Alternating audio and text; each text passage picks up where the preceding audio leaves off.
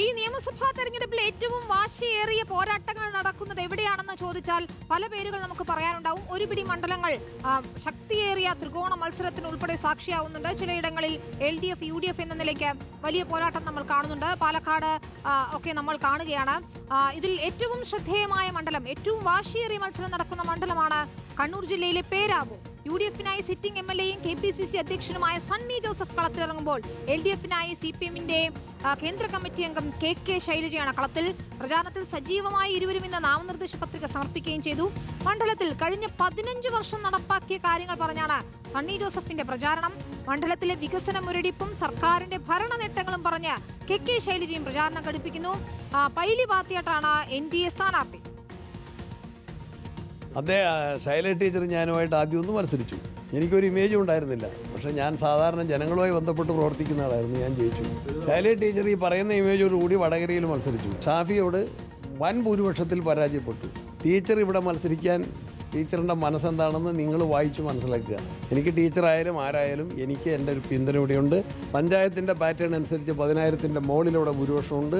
അതിവിടെ ആവർത്തിക്കും. ഞാൻ പറഞ്ഞത് തന്നെയാണ്. കഴിഞ്ഞ ഇലക്ഷനിൽ തോറ്റപ്പം ടീച്ചർക്ക് ഒരു പ്രൊമോഷൻ കിട്ടി സംഘടനാപരമായിട്ട്, കേന്ദ്ര കമ്മിറ്റി അംഗമായി. ഇപ്പോൾ തോക്കുമ്പോൾ ടീച്ചർ ചിലപ്പോൾ പോളിറ്റി ബ്യൂറോയിലേക്ക് എടുക്കും. ആ ഓഫർ ഇല്ലെങ്കിൽ ടീച്ചർ മത്സരിക്കാനിടയില്ല. ഈ തെരഞ്ഞെടുപ്പിലെ പാർലമെന്റ് തെരഞ്ഞെടുപ്പിലെ പരാജയമാണ് പറയുന്നതെങ്കിൽ അതേ അല്ല അസംബ്ലി തെരഞ്ഞെടുപ്പിലെ വോട്ടിംഗ് പാറ്റേൺ എന്ന് ബഹുമാന്യനായിട്ടുള്ള വക്കീൽ മനസ്സിലാക്കുന്നത് നന്നായിരിക്കുമെന്നാണ് എനിക്ക് തോന്നുന്നത്. പരിഹസിക്കുക ഓരോരുത്തരുടെയും സ്വഭാവ സവിശേഷതകളാണ്. ഭയമുണ്ടോയെന്ന് എനിക്കറിയില്ല. അവർക്ക് ഭയമുണ്ടോയെന്ന് ഞാനെങ്ങനെയാണ് പറയുക? അർജുൻ കല്യാടാണ് ചേരുന്നത്. അർജുൻ, KPCC അധ്യക്ഷൻ സണ്ണി ജോസഫിനെ സംബന്ധിച്ചിടത്തോളം അവിടുത്തെ സിറ്റിംഗ് MLA ആണ്. കുറെ അധികം വർഷമായി അവിടെ ജനങ്ങൾക്കിടയിൽ പ്രവർത്തിക്കുന്നയാളാണ്. ഒരു പെട്ടെന്നുള്ള അല്ലെങ്കിൽ ഈസി വാക്ക് ഓവർ പ്രതീക്ഷിച്ചതാണ് അദ്ദേഹം. അപ്പോഴാണ് അവിടെ KK ശൈലജയെ പോലുള്ള ഒരു പ്രധാനപ്പെട്ട സ്ഥാനാർത്ഥിയെ അദ്ദേഹം നേരിടേണ്ടി വരുന്നത്. എന്താണ് നിലവിലെ സാഹചര്യം? പേരാവൂരിൽ പോരു കടുക്കുകയാണല്ലോ.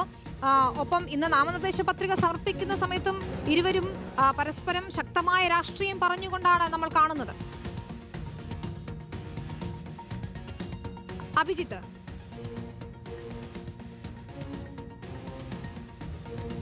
വിനീത, ഞാൻ പേരാവൂർ മണ്ഡലത്തിലെ വോട്ടറാണ്. മുൻപെങ്ങുമില്ലാത്ത വിധം പേരാവൂരിൽ വലിയ ആവേശമുണ്ടായിട്ടുണ്ട്. തെരഞ്ഞെടുപ്പ് ആവേശത്തിലേക്ക് കടക്കുകയും ചെയ്തിട്ടുണ്ട്. ഒരു ഹൈ വോൾട്ടേജ് മത്സരം തന്നെ ഇക്കുറി ഉണ്ടാകുമെന്ന കാര്യത്തിൽ സംശയമില്ല. ഒരു സ്റ്റാർ മണ്ഡലമായി പേരാവൂർ മാറിയിരിക്കുന്നു. ഒരു ഭാഗത്ത് KPCC അധ്യക്ഷൻ സണ്ണി ജോസഫ്, മറുഭാഗത്ത് KK ശൈലജ ടീച്ചർ. ഈ മണ്ഡലത്തിന്റെ സ്വഭാവം അത് UDF-ന് അനുകൂലമാണ്. ഒരു UDF സ്വഭാവമുള്ള മണ്ഡലം തന്നെയാണ് പേരാവൂർ. അപൂർവങ്ങളിൽ അപൂർവമായി മാത്രമേ അവിടെ കോൺഗ്രസിനെ മണ്ഡലം കൈവിട്ടിട്ടുള്ളൂ. അത് 2006-ലായിരുന്നു. അന്ന് KK ശൈലജ തന്നെയാണ് അവിടെ മത്സരിക്കുകയും വിജയിക്കുകയും ചെയ്തത്. പക്ഷേ അതിൽ പിന്നെ ഇങ്ങോട്ട് 2011-ലും 2016-ലും 2021-ലും ഒക്കെ സണ്ണി ജോസഫാണ് മണ്ഡലത്തിൽ വിജയിച്ചത് എന്നുള്ളതാണ് പ്രധാനപ്പെട്ട കാര്യം. ആ മണ്ഡലത്തിന്റെ സ്വഭാവവും അങ്ങനെ തന്നെ മാറിയിരിക്കുന്ന ഒരു സാഹചര്യം കൂടി ഇക്കുറിയുണ്ട് വിനീത. അവിടെ നമുക്കറിയാം കഴിഞ്ഞ തവണ ഇദ്ദേഹം മത്സരിച്ച് വിജയിക്കുന്നത് ഏതാണ്ട് 3000 വോട്ടിനാണ്. അതായത് വലിയ അനുകൂല തരംഗം അത് ഇടതുപക്ഷത്തെ സംബന്ധിച്ചുണ്ടാകുമ്പോഴും 3000 വോട്ടിന് വിജയിക്കാൻ സണ്ണി ജോസഫിന് കഴിഞ്ഞു. പക്ഷേ മറുഭാഗത്ത് നോക്കിയാൽ അത്ര കുറവ് വോട്ടിൽ അദ്ദേഹത്തെ പിടിച്ചു നിർത്താൻ കഴിഞ്ഞുവെന്ന് LDF-നും ആശ്വസിക്കാം. അന്ന് സക്കീർ ഹുസൈൻ ആയിരുന്നു LDF-ന്റെ സ്ഥാനാർത്ഥി.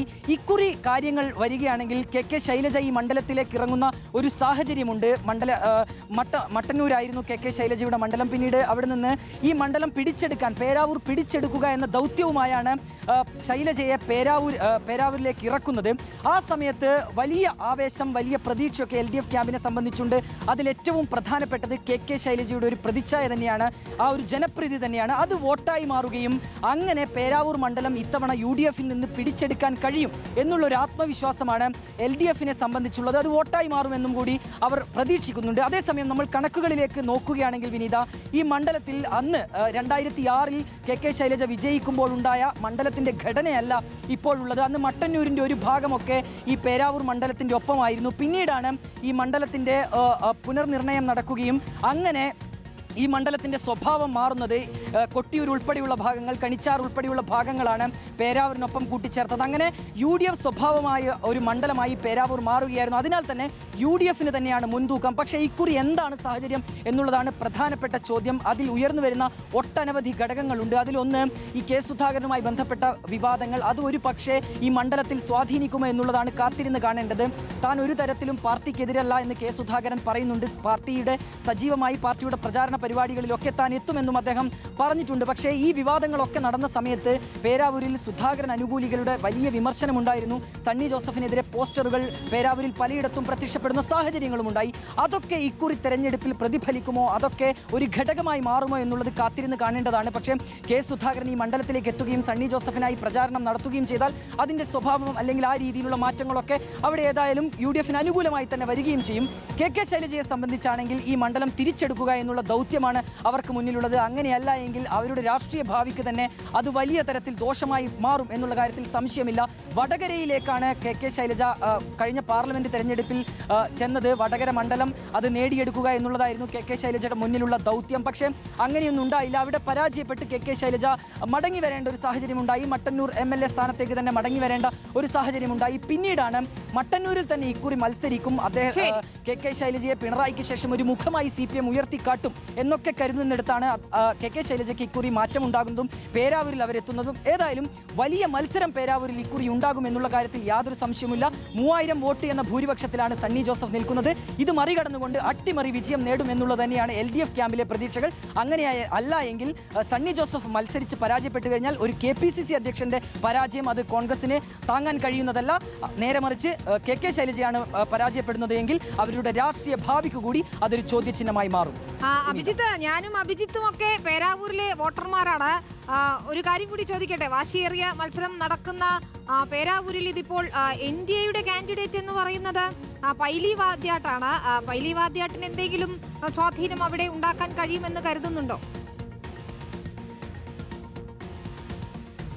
വിനീത, അങ്ങനെയില്ല. കഴിഞ്ഞ തവണയൊക്കെ അദ്ദേഹം മത്സരിക്കുമ്പോഴും വലിയ ഒരു ചലനമൊന്നും അദ്ദേഹത്തിന് ഉണ്ടാക്കാൻ സാധിച്ചിട്ടില്ല. അവിടെ BJPക്ക് NDAക്ക് വോട്ടുണ്ട് എന്നുള്ളതാണ് സത്യം. അങ്ങനെ ഒരു വോട്ട് ശതമാനം അവർക്കുണ്ട്. BDJSന്റെ സ്ഥാനാർത്ഥിയായാണ് അദ്ദേഹം മത്സരിക്കുന്നത്. വലിയ ചലനങ്ങളൊന്നും അദ്ദേഹത്തിന് ഉണ്ടാക്കാൻ കഴിയില്ല. പക്ഷേ ആ വോട്ടുകൾ, കഴിഞ്ഞ തവണത്തെ വോട്ട് ഭൂരിപക്ഷം നമ്മൾ നോക്കുക, 3000 ചില്ലറ വോട്ടുകൾ മാത്രമാണ് സണ്ണി ജോസഫിനുണ്ടായ ഭൂരിപക്ഷം. അപ്പോൾ ഏതാണ്ട് 20,000-ൽ 10,000-നും 20,000-നും വോട്ടുള്ള NDA എങ്ങനെയാണ് അവിടെ ഒരു നിർണായക ഘടകമാവുക എന്നുള്ളൊരു ചോദ്യം തന്നെയാണ്. ആ വോട്ടുകൾ ആരുടെ അടുത്തേക്ക് പോകും, അത് കെ ശൈലജയ്ക്കൊക്കെ ലഭിക്കുമോ, ലഭിക്കാനുള്ള സാധ്യതയില്ല. അത് ഏത് തരത്തിൽ നിർണായകമാകും എന്നുള്ളതാണ് പ്രധാനപ്പെട്ട ചോദ്യം. ശരി, ഏതായാലും പേരാവൂരിൽ വാശിയേറിയ പോര് തന്നെയാണ്. അവിടെ കെ ശൈലജയും സണ്ണി ജോസഫും രണ്ട് പ്രധാനപ്പെട്ട നേതാക്കൾ മത്സരത്തിനിറങ്ങുമ്പോൾ ആർക്കാകും അനുകൂല സാഹചര്യം? നിലവിൽ സിറ്റിംഗ് MLA എന്നുള്ള ആനുകൂല്യം സണ്ണി ജോസഫിനുണ്ടെങ്കിലും കെ ശൈലജയുടെ പ്രതിച്ഛായ അത് വോട്ടായി മാറുമെന്ന് നമുക്ക് കാത്തിരുന്ന് കാണാം.